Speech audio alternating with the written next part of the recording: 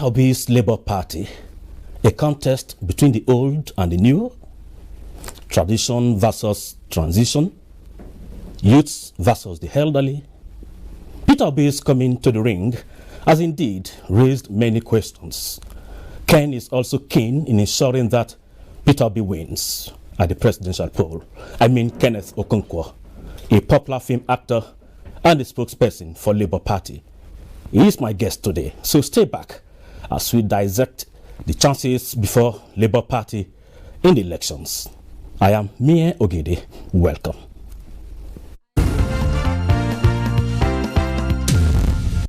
So joining me in the studio is the spokesman to the Labour Party and the film actor Kenneth Okonkwo. Welcome to Political Update.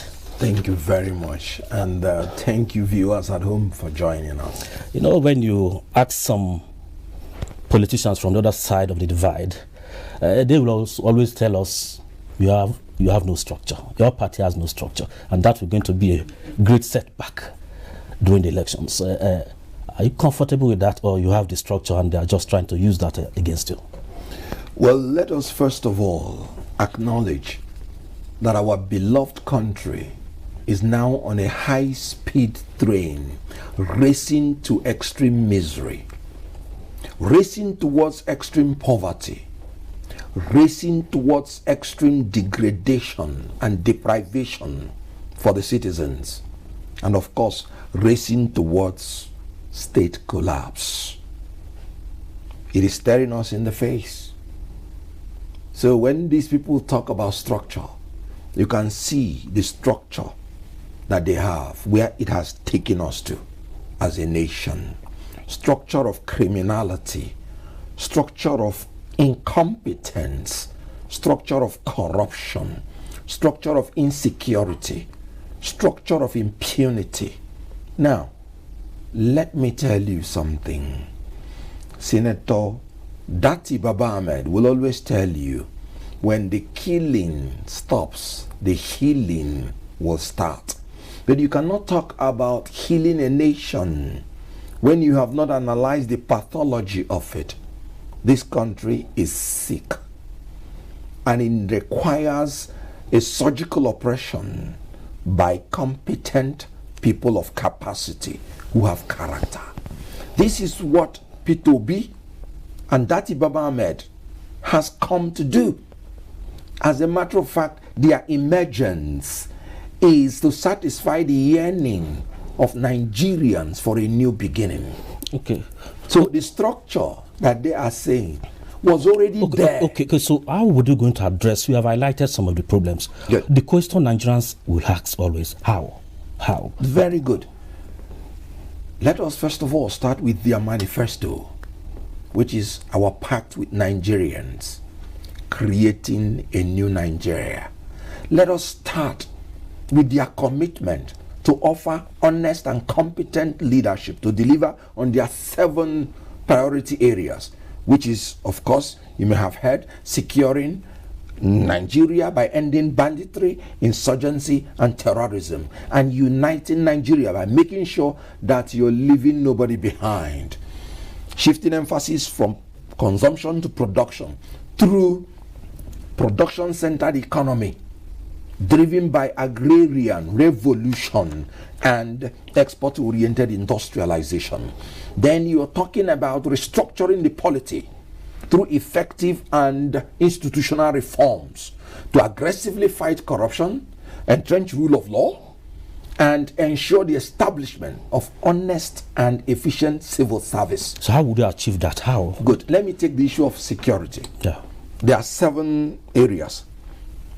Then let me concentrate so that I will take you on A, B, C on how they will do it. Okay. 1, they will activate all the international cooperation and regional arrangements. Nigeria is a very unique country. The last country in West Africa and the beginning of the Central Africa. So you're dealing with 2 regional blocks. So you have to ensure that all the regional protocols, in order to secure our borders from these countries neighboring us, Republic of Benin, Niger, Chad, and then Cameroon in the Central African Republic. So they will reactivate and activate all of them. Secondly, they will increase the personnel of the armed forces, increase their number.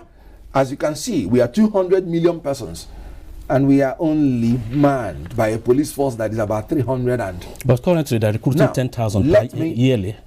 I'm coming to that. They will increase the personnel, they will properly equip them, they will properly fund them, and they will deploy state-of-the-art technology. We are in a technological state. Then again, they will recreate community relations between the community and the security forces to build public trust and build national intelligence. That's human intelligence that will help the security forces to do their work. So you're talking about properly manned, properly equipped, and properly funded police force and the security agencies in order to carry their force. And one of your major areas your party is looking at is production from consumption to production. That is the main thing. And agriculture currently, even the government is embarking on agricultural revolution. So what different approach will you take to achieve that? First of all, when you're talking about shifting emphasis from consumption to production, you're talking about utilizing our huge investment in arable land, huge endowment. Look at us. We have 923,000 square meter of arable land. Only 2.5% has been cultivated. How do you do it? Mechanization. You mechanize.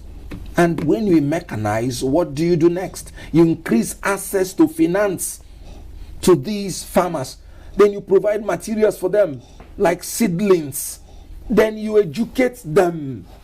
When you introduce new things, you educate the farmers so that they will move into the next technology. So what is the difference between this, your new approach, and that of the anchor borrower that is already on? Will you adopt a different approach? You're talking about social corruption scheme. When I'm talking about investment, do not punctuate me with the sad situation this government has put us in. You saw them displaying pyramids, purportedly rice, and you cannot buy the rice except you pay 40-something thousand naira per bag. That is pyramids of poverty. We are talking about investment. Investing in men, materials, and money. We are talking about transforming agriculture and making it technologically driven through the application of scientific and technological innovations to create digital economy. I want to tell you something.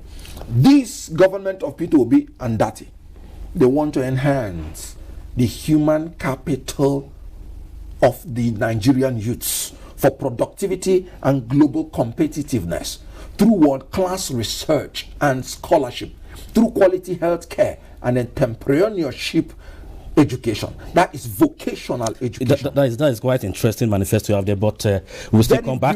Parties like they are still battling with the issues of recognition by INEC, and I think even NNPP, they have similar situations. Do you have any within the party in terms of, because you have to have a good home before you can even have that, extend that to the public. So are you having internal party crisis, or if you don't, how do you manage them? Well, first of all, Labour has shown itself to be the most unified party, at least around the candidacy of Peter Obi. Nobody in Labour Party has ever said anything contrary to the fact that there is unanimity amongst the whole Nigerians that Obi should be the next president. And you see, the beauty of Obi's own case is that he's becoming a Nigerian phenomenon. Nigerians want a new thing. People from APC, PDP, people from all other parties, they are doing Obi at the presidential level. And you can take my word from it.